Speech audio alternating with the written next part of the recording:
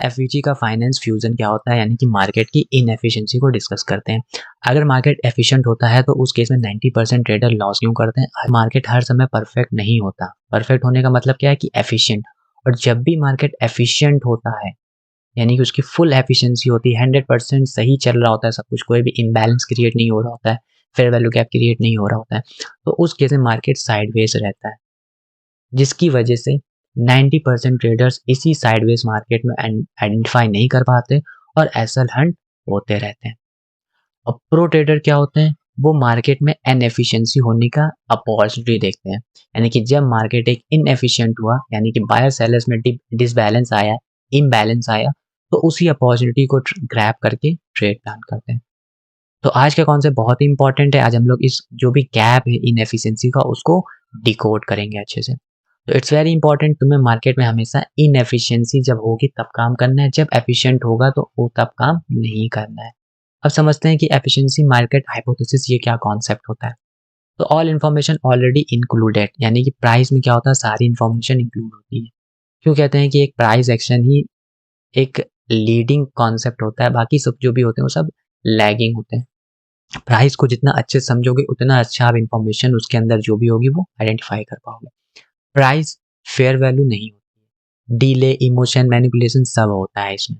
यानी कि एक प्राइस जो होता है वो हर समय फेयर वैल्यू को फॉलो नहीं करता है, यानी कि एफिशिएंसी को फॉलो नहीं करता। कभी कभी उसमें डिले आ जाता है, कभी कभी उसमें इमोशंस होते हैं, कभी कभी उसमें मैनिपुलेशंस होते हैं। इमोशन इन द सेंस, कभी मार्केट बड़ी सी कैंडल बनाना शुरू कर देता है, कभी मार्केट चलता ही नहीं है, कभी मार्केट में मैनिपुलेशन ट्रैपिंग होती है, नीचे गया सबकी लिक्विडिटी फिर ये कर दिया। तो तुम्हें इन जोन्स को ही फाइंड करना होता है जब मार्केट में इनएफिशिएंसी होती है, किस तरीके का मैनिपुलेशन हो रहा हो, किस तरीके की साइकोलॉजी इमोशनली काम कर रहा हो इस प्राइस उस समय, या कोई तरह का डिले हो रहा हो प्राइस में।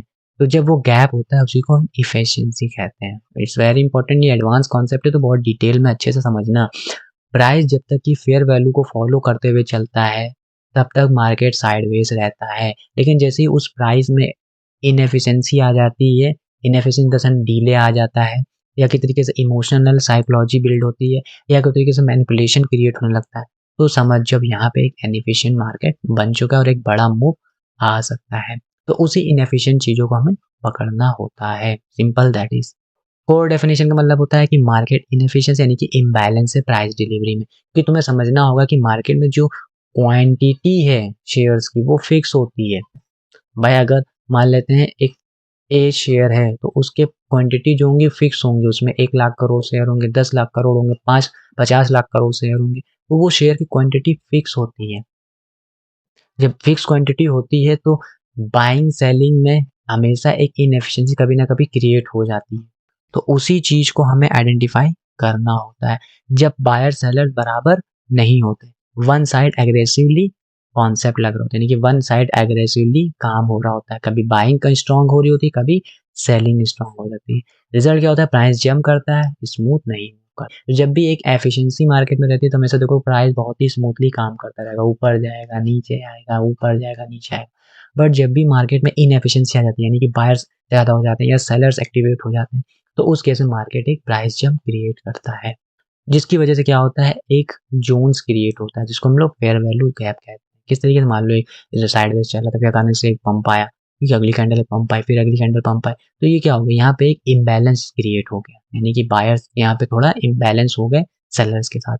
तो अब यहाँ पे तुम्हें आइडेंटिफाई करना होगा एक गैप को, जहाँ ज़्यादा इम्बैलेंस क्रिएट हुआ, जिसको फेयर वैल्यू गैप बोलते हैं। फिर वहाँ पे आप एक अपॉर्चुनिटी प्लान कर सकते हो। That is the simple. अब एसएमसी के व्यू से देखो तो smart money aspect institution large order डालते हैं, डेफिनेटली इंस्टीट्यूशन किसी पॉइंट पर बड़े ऑर्डर पंच करते हैं जिसकी मार्केट एब्जॉर्ब नहीं कर पाता, जो मार्केट एब्जॉर्ब नहीं हुई, मतलब बड़े इंस्टीट्यूशन ने बाइंग ऑर्डर एकदम से मार दिया, तो क्या अब रिटेलर उसको एब्जॉर्ब करेंगे? नहीं। जिसकी वजह से क्या होता है, मार्केट में इम्बैलेंस क्रिएट होता है और रिजल्ट क्या होता है कि डिस्प्लेसमेंट आता है। डिस्प्लेसमेंट मतलब क्या होता है, एक कैंडल और तीसरी कैंडल के बीच में दूसरी कैंडल बड़ी सी बनती है और उसी वजह से फेयर वैल्यू गैप यहाँ पे क्रिएट हो जाता है। तो लिक्विडिटी ग्रैब होना, इनएफिशिएंट जोन बनना, एक स्नाइपर एंट्री प्लान होती है। यानी कि अब क्या होगा, यहाँ पे आप रिट्रेस करने दो, रिट्रेस करने के बाद यहाँ पे हो सकता है लिक्विडिटी ग्रैब भी हो जाए। एक बार ग्रैब होने के बाद ये वापस चली गई और इसको ब्रेक करता है, तो डेफिनेटली आप ऊपर की तरफ प्लान कर सकते हो। तो सिंपल मतलब होता है कि जब बड़े ऑर्डर इंस्टीट्यूशंस पंच करते हैं तो मार्केट एब्जॉर्ब नहीं कर पाती, जिसकी वजह से डिस्प्लेसमेंट क्रिएट होता है। डिस्प्लेसमेंट का मतलब क्या होता है कि स्ट्रॉन्ग कैंडल, लार्ज बॉडी, छोटी-छोटी विक्स और एक फास्ट मूव आता है। इसकी वजह से इसको हम लोग क्या बोलते हैं, एक इनएफिशिएंसी क्रिएट हो चुकी है। डिस्प्लेसमेंट शो करता है इंस्टीट्यूशनल का फुटप्रिंट। डेफिनेटली डिस्प्लेसमेंट मतलब होता है बड़ी कैंडल बनना, ठीक है? इसको हम लोग डिस्प्लेसमेंट ही बोलते हैं कि पहली और तीसरी कैंडल के बीच में एक बड़ा-सा डिस्प्लेसमेंट आ गया है। तो इसका मतलब होता है यहाँ पे इंस्टीट्यूशन ने बड़े ऑर्डर पंच किए हैं।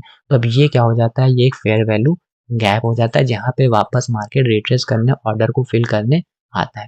तो इस तरीके से बेसिकली आप इंस्टीट्यूशन का फुटप्रिंट फाइंड कर दो। जब भी एक डिस्प्लेसमेंट कैंडल बनती है तो समझ जाओ वहाँ पे एक बड़ी इनएफिशिएंसी क्रिएट हुई है और मार्केट वहाँ पे फेयर वैल्यू गैप बना के वापस से उसको रिट्रेस करने आएगा। तो दैट इज द सिंपल, इस तरीके से इंस्टीट्यूशन का फुटप्रिंट फाइंड कर सकते हैं।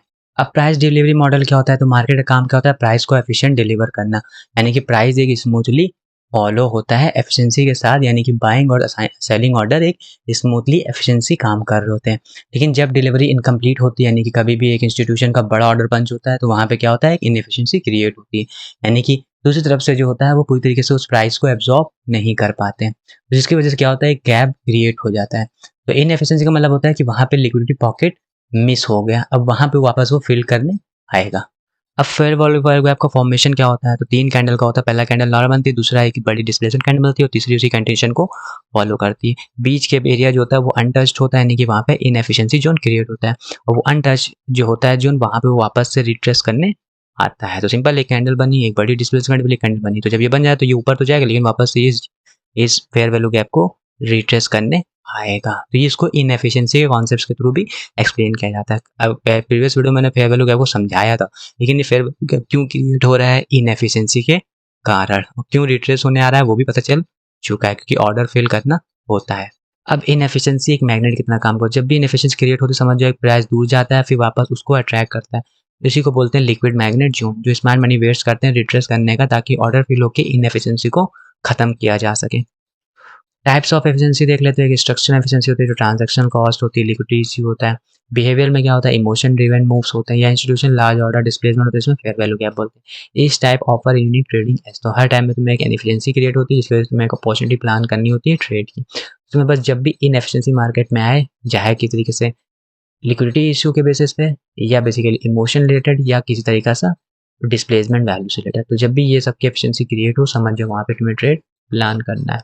हाउ स्मार्ट ट्रेडर एक्सप्लोर, तो वो स्ट्रैटेजीज देखते हैं, fair value entry, liquidity grab, displacement हुई, या आर्बिट्रेज अपॉर्चुनिटीज को ढूंढते हैं। रूल चेज नहीं, वेट करना है, रिट्रेस का प्रिसिजन बेट्स इम्पल्स, यानी कि जो भी इम्पल्स आता है उसको छोड़ो, तुम प्रिसिजन को फॉलो करो, वेट करो, कंफर्मेशन लो, फिर ट्रेड करो, then you have to identify the real opportunities in the inefficiency market. Risk और रियलिटी की बात कर ले तो मार्केट इरेशनल रह सकता है, फेयर वैल्यू गैप फिल नहीं हो सकते, यानी कभी कभी फेयर वैल्यू गैप फिल भी नहीं होते हैं जब मार्केट में न्यूज़ आ जाते हैं या एक बड़ा इवेंट अक्कर हो जाता है। रॉन्ग कॉन्टेक्स्ट हमेशा लॉ प्रोवाइड करता है, पेशेंस तुम्हें एस देता है, मैनेज करो रिस्क को, रेस्पेक्ट करो इनएफिशिएंसी टाइमिंग को। तो दैट इज द सिंपल, एक प्रो ट्रेडर हमेशा इनएफिशिएंसी मार्केट में देखता है, और लॉस मेकिंग ट्रेडर हमेशा एफिशिएंसी मार्केट में काम करता है। जब भी एफिशिएंसी मार्केट में रहती है तो तब तुम्हें काम नहीं करना, जब मार्केट में एक इनएफिशिएंसी क्रिएट होती है लिक्विडिटी ग्रैब के बेसिस पे, लिक्विडिटी स्वीप के बेसिस पे, डिस्प्लेसमेंट के बेसिस पे, इम्बैलेंस के बेसिस पे, तब तुम्हें ट्रेड को प्लान करना है, then you have to make a good amount of money. तो that is all about the today's video. तो आज का वीडियो सिंपल था, पहले लिक्विडिटी देखो, डिस्प्लेसमेंट देखो, इनएफिशिएंसी देखो, रिट्रेस होने दो, फिल होने दो, फिर ट्रेड प्लान करो। तो यही ऑर्डर तुम्हें फॉलो करना होता है। सबसे पहले लिक्विडिटी क्रिएट होने दो एक जगह, फिर उसमें डिस्प्लेसमेंट आने दो, बड़ी कैंडल बनने दो, फिर वहाँ से फेयर वैल्यू गैप क्रिएट होगा, फिर उसको रिट्रेस होने का वेट करो, जैसे ही वो रिट्रेस हो जाए फिर आप उसी डायरेक्शन में ट्रेड प्लान करो। तो मार्केट सीज करता है एफिशिएंसी, ट्रेडर उसी चीज़ को वेट करते हैं। जब भी मार्केट में एफिशिएंसी रहती है, मार्केट एक प्राइस बिहेवियर इजीली फॉलो कर रहा होता है, तो उस केस में आप ट्रेड को अवॉइड करो। लेकिन जब भी मार्केट में इनएफिशिएंस आता है, कभी देखते हो कभी कभी मार्केट बहुत हलचल होने लगती है, बहुत ज़्यादा हलचल क्रिएट हो जाती है, बहुत प्राइस फ्लक्चुएट करने लगता है, तो मतलब वहाँ पे एक इनएफिशिएंसी जोन क्रिएट हो रहा होता है, तब तुम्हें ट्रेड प्लान करना होता है। तो अगर आज तुम्हें मार्केट इनएफिशिएंट समझ आया तो डेफिनेटली चैनल को सब्सक्राइब करना, लाइक करना, और अगर इनएफिशिएंसी कमेंट करना, सो दैट कि पता चल जाए कितने लोगों को ये कॉन्सेप्ट समझ में आया। सिंपल मतलब होता है, इनएफिशिएंसी का मतलब होता है मार्केट में कि कब तुम्हें ट्रेड करना है, यानी कि जब भी ट्रेड करो जब मार्केट इनएफिशिएंट हो। इनएफिशिएंट मार्केट में एक नॉर्मल बिहेवियर नहीं दिखेगा, यहाँ पे फ्लक्चुएशन बहुत ही दिखेगा, प्राइस बहुत ही रैंडमली मूव करने लगेंगे, तब तुम समझ जाना कि यहाँ पे मार्केट इनएफिशिएंट जोन हो बन चुका है, अब यहाँ में ट्रेडिंग अपॉर्चुनिटी देखना है। तो डेफिनेटली अगर वीडियो समझ में आई तो इनएफिशिएंसी कमेंट करना, शेयर भी करना दोस्तों के साथ जो भी एडवांस कॉन्सेप्ट सीख रहे हैं, और सब्सक्राइब कर लेना आने वाली वीडियोज़ की नोटिफिकेशन के लिए, क्योंकि अभी तो बहुत सारे कॉन्सेप्ट्स हम तुम्हें पढ़ेंगे। थोड़ा स्मार्ट कॉन्सेप्ट था, बहुत हाई लेवल कॉन्सेप्ट था, इस वजह से थोड़ा समझ में नहीं आया होगा। तो डेफिनेटली कमेंट करना सो दैट कि पता चले कितने लोग समझ में आए, कितने लोगों को नहीं समझ में आए, ताकि अगर नहीं समझ में आएगा तो मैं वापस से एक अच्छे से इलैबोरेट करके समझा दूँगा, क्योंकि ये कॉन्सेप्ट बहुत ही रेयर होते हैं जो कोई समझाता है। तो हंट करो एफिशिएंसी को, मास्टर करो फेयर वैल्यू गैप को। तो that is all about the today's video. Hopefully आज की वीडियो पसंद आएगी तो वीडियो को लाइक करना, शेयर करना और सब्सक्राइब कर लेना आने वाली वीडियोज़ की नोटिफिकेशन के लिए, और कमेंट ज़रूर कर देना। तो मिलते हैं नेक्स्ट वीडियो में। Thanks for watching.